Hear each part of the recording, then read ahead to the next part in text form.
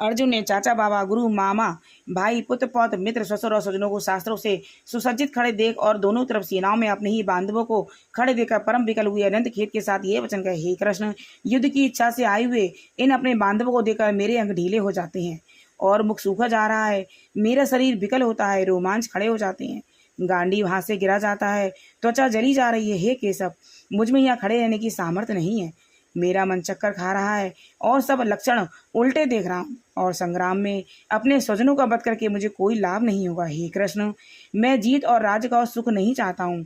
हे प्रभु, हमको राजभोग और जीवन से क्या काम है, क्योंकि जिनके लिए राजभोग और सुख की इच्छा की जाती रहती है वे सब इस युद्ध में प्राण और धर्म की ममता को छोड़कर मरने को तैयार हैं। और आचार्य, पिता, पुत्र, पितामह, मामा, ससुर, पौत्र, साले, संबंधी ये सब मुझे मारे तो भी हे मधुसूदन, मैं इन्हें मारने की इच्छा नहीं करूंगा।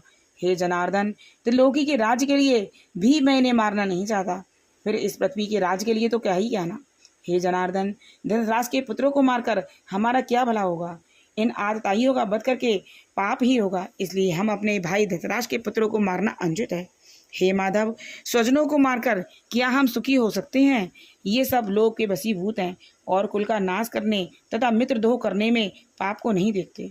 कुल नाश के दोष को जानते हुए भी हमको इस पातक से दूर रहना है।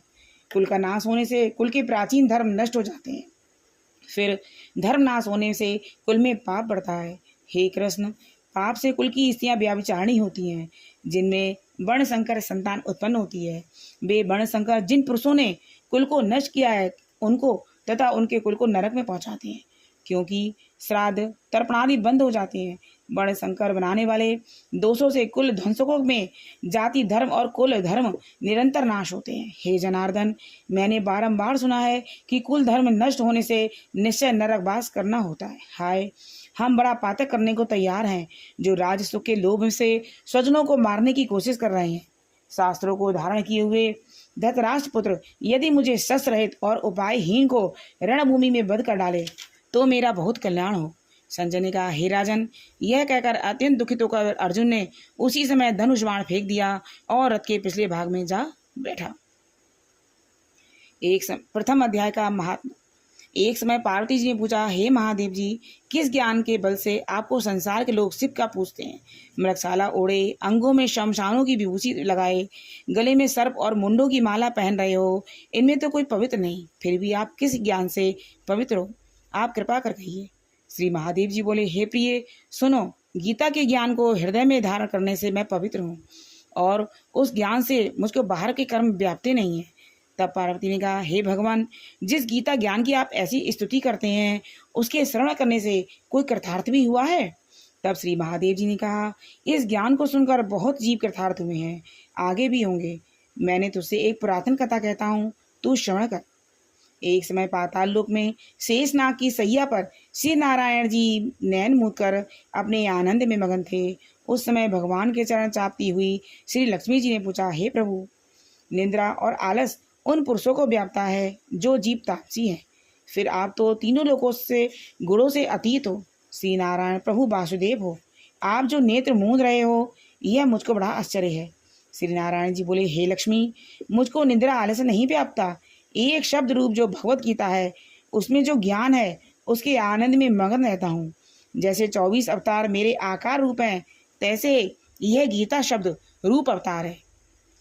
इस गीता में मेरे अंग इस तरह से हैं, 5 अध्याय मेरा मुख है, 5 अध्याय मेरी भुजा है, 5 अध्याय मेरा हृदय और मन है, 16वां अध्याय मेरा उदर है, 17वां अध्याय मेरी जंगा है, 18वां अध्याय मेरे चरण हैं।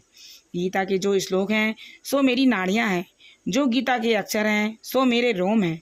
ऐसा जो मेरा शब्द रूपी गीता ज्ञान है, जिनके अर्थ में हृदय विचारता हूँ और बहुत आनंद को प्राप्त होता हूँ। श्री लक्ष्मी जी बोली, हे श्री नारायण जी, जब श्री गीता का इतना ज्ञान है तो उसको सुनकर कोई जीव कृतार्थ भी हुआ है, सो मुझसे कहो। तब श्री नारायण जी ने कहा, हे लक्ष्मी, गीता ज्ञान को सुनकर बहुत जीव कृतार्थ हुए हैं, सो तू श्रवण कर। शूणबण एक प्राणी था जो चांडालों के कर्म करता था और तेल और लवण का व्यापार करता था। उसने बकरी पाली। एक दिन वह बकरी चराने को बाहर गया, वृक्ष के पत्ते तोड़ने लगा। वहाँ सर्प ने उसे डस लिया। तत्काल उसके प्राण निकल गए। मरकर उसने बहुत नरक भोगे, फिर बैल का जन्म पाया। उस बैल को भिक्षुक ने मोल ले लिया। वह भिक्षुक उस पर चढ़कर सारा दिन भीख मांगता फिरे। जो कुछ भिक्षा मांग कर लावे वह कुटुंब के साथ मिलकर खावे। वह बैल सारी रात द्वार पर बंधा रहे, उसके खाने पीने की खबर भी ना लेवे। कुछ थोड़ा सा भूसा उसके आगे डाल देवे। जब दिन चढ़े फिर बैल पर चढ़कर मांगता फिरे। कई दिन गुजरे तो वह बैल भूख के मारा गिर पड़ा और उसके प्राण छूटे नहीं। नगर के लोग देखा करें, कोई तीर्थ का फल दे, कोई व्रत का फल दे, पर तो उस बैल के प्राण छूटे नहीं। एक दिन गड़िका आई। उसने मनुष्यों से पूछा, ये भीड़ कैसी है? उन्होंने कहा, इसके प्राण जाते नहीं हैं, अनेक पुण्यों का फल दे रहे हैं, तब भी इसकी मुक्ति नहीं होती है। तब गड़िका ने कहा, मैंने जो पुण्य किया है उसका फल इस बैल के निमित्त दिया। इतना कहते ही बैल की मुक्ति हुई। तब बैल ने एक ब्राह्मण के घर में जन्म लिया। पिता ने इसका नाम सुशर्मा रखा। जब बड़ा हुआ पिता ने इसको विद्यार्थी किया। तब इसको पिछले जन्म की सुध रहे यह अत्यंत सुंदर हुआ। इसने एक दिन मन में विचार किया, जिस गड़िका ने मुझे बैल की योनि से छुड़ाया था तिसका दर्शन करूं। विप्र चलता चलता गड़िका के घर गया और कहा, तू मुझे पहचानती है? गड़िका ने कहा, मैं नहीं पहचानती, तू कौन है? तेरी क्या पहचान है? तू विप्र, मैं वैश्या। तब विप्र ने कहा, मैं वही बैल हूँ जिसको तुमने अपना पुण्य दिया था। तब मैं बैल की योनि से छूटा था। अब मैंने विप्र के घर जन्म लिया है, तू अपना वह पुण्य बता। गड़िका ने कहा, मैंने अपने जाने कोई पुण्य नहीं किया, पर मेरे घर में एक तोता है, वह कुछ पढ़ता है, मैं उसके बाकी सुनती हूँ। उस पुण्य का फल मैंने तेरे निमित्त दिया था। तब विप्र ने तोते से पूछा कि तू सवेरे क्या पढ़ता है? तोते ने कहा, मैं पिछले जन्म में विप्र का पुत्र था। पिता ने मुझे गीता के पहले अध्याय का पाठ सिखाया था। एक दिन मैंने गुरुजी से कहा, मुझको आपने क्या पढ़ाया है? तब गुरुजी ने मुझे शाप दे दिया, तू सुआ हो जा। तब मैं सुआ हुआ।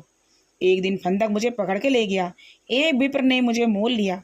वह विप्र भी अपने पुत्र को गीता का पाठ सिखाता था। तब मैंने भी वह पाठ सीख लिया। एक दिन विप्र के घर चोर आए। उनको धन तो प्राप्त ना हुआ, पिंजरा उठा कर ले गए। उन चोरों की यह गड़िका मित्र थी। मुझे इसके पास ले आए, सो मैंने गीता के पहले अध्याय का पाठ करता हूँ।